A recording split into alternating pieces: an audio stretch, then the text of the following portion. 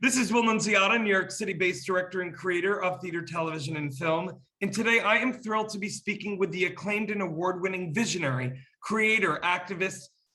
She's a Renaissance woman, folks. Her name, Ms. TONYA. But before we get to our interview, here is a sneak peek at her incredible production of The Alchemist.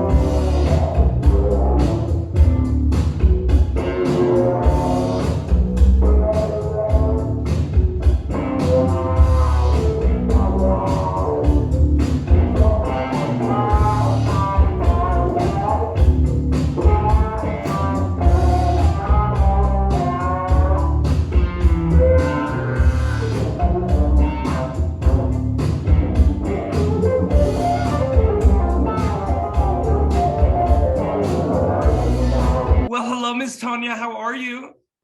I'm lovely. How are you? Miss TONYA, I wish people saw our off-camera chat. You have already made me laugh and smile so much. I'm literally in tears. You have such an amazing vibration about you, and I can see why you are so acclaimed, why you have won so many awards, and why your students and your artists and everyone that you have ever worked with rave about you. Miss TONYA, I want to know first and foremost, where were you born and when did you realize that you wanted to be a part of the arts? I was born in Daytona Beach, Florida. Yes, a beautiful, beautiful place to grow up. I just have to admit that. Just full of community, and family and just knowledge. It's a beautiful community to grow up in. And I actually discovered about the arts later on, I want to say. So a piece inside of me wanted to go straight into dance out of high school. And it was strongly discouraged. The scientific doctor route was definitely the push through. So I actually started majoring in microbiology and cell science at the University of Florida. Yeah, isn't that crazy? And my third year, I was actively performing in the marching band. Right. And we had the most beautiful opportunity to go to Arizona to compete against Ohio. This is when Chris Leak was the quarterback. I remember this. And they flew us in a private plane for one, yes, that was amazing. I was like, we're going in a private plane right now, no security, we just hop on the plane. It was just because I'm performing, doing what I love to do, I could do, it was I was like, oh my gosh, it was just an awakening. You manifested that though, I think. I feel like I think so too. But was it also, it must have been an aha moment for you. You know what I mean? Yes. That maybe your dreams weren't as big as maybe you even subconsciously thought they were, that you needed that private jet moment to realize, oh, I got to go after my bliss. Yes, that's exactly what that was. I feel you. You hear me? I didn't have my literal private plane moment, but I had a private plane moment of, like, you're like, no, Will, she was a private plane. Okay. Wait, time out. Okay, so here you are. Okay, you're pursuing your bliss. It takes a certain type of person, because I think we can relate. Look at, I was a performer professionally for 20 years as a singer, and then but I always wanted to be a director. When did you realize that there was something about the creating that jazzed you up even more than being on the stage? Okay, so this is a different experience. This is like after I dropped out and changed my major and switched schools. I'm in a different city now. This is when this started to happen, I guess, because I was in a pattern. Right. I thought school was the way to still get to my dream. I was still in that mentality. And that's when this happened. I was offered the opportunity to choreograph a burlesque piece in a cabaret show in San Francisco. Wow. Yes, while I'm doing like my 9 to 5, like airport job, like that's how I got to transfer over, still in that mentality of like 9 to 5 school, that pattern, and I fell back in that pattern again in a different city, of course. But this time it was like, man, like I could go out to Cali, like, and choreograph this piece. And I was terrified, but I wanted to do it so badly. But then it was like, what will my family think? They're not going to support me. And it was that coming in, and it was that fear that also is not a stable thing, and it, like, Well, like, yeah. then the universe was like, not only are we going to not give you the the stability, but not only that, but wait till the family hears it's a burlesque show in San Francisco. The universe be like, if you don't lean into this fear, I don't know what else you're going to be doing. Like, we're not even talking. But this is what I love about you, Tonya. It's like the universe set you up with these little tests.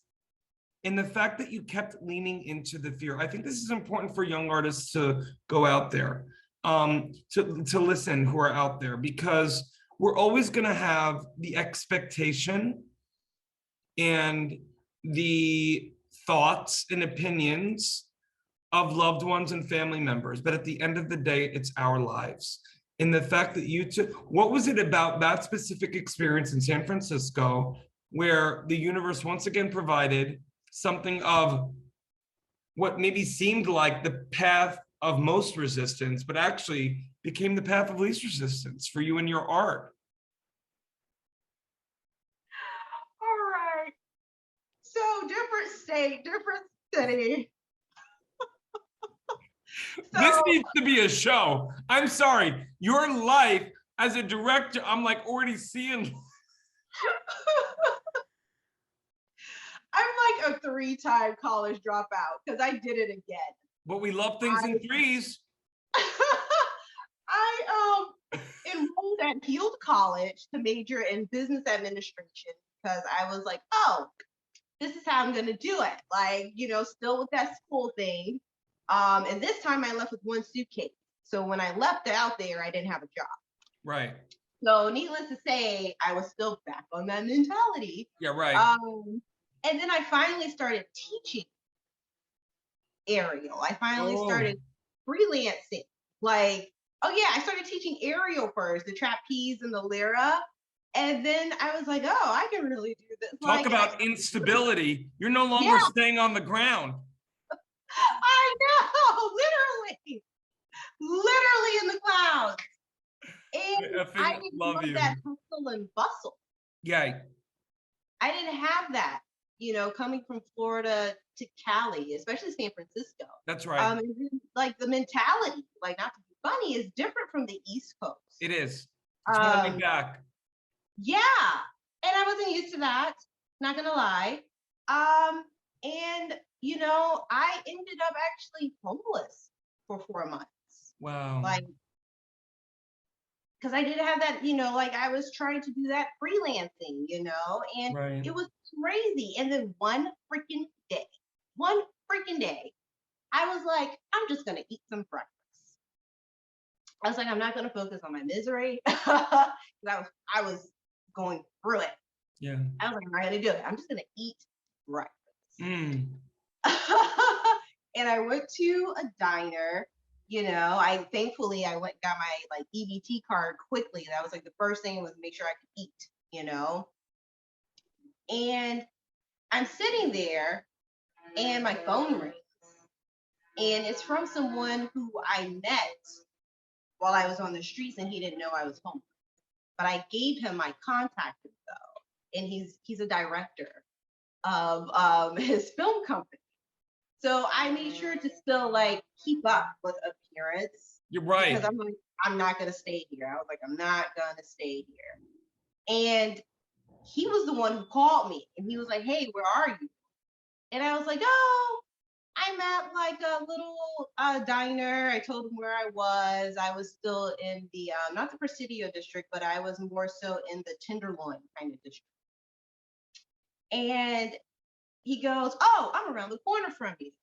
You want to come with me on this shoot so you can see what we do like for music videos and directing? And I was just like, okay.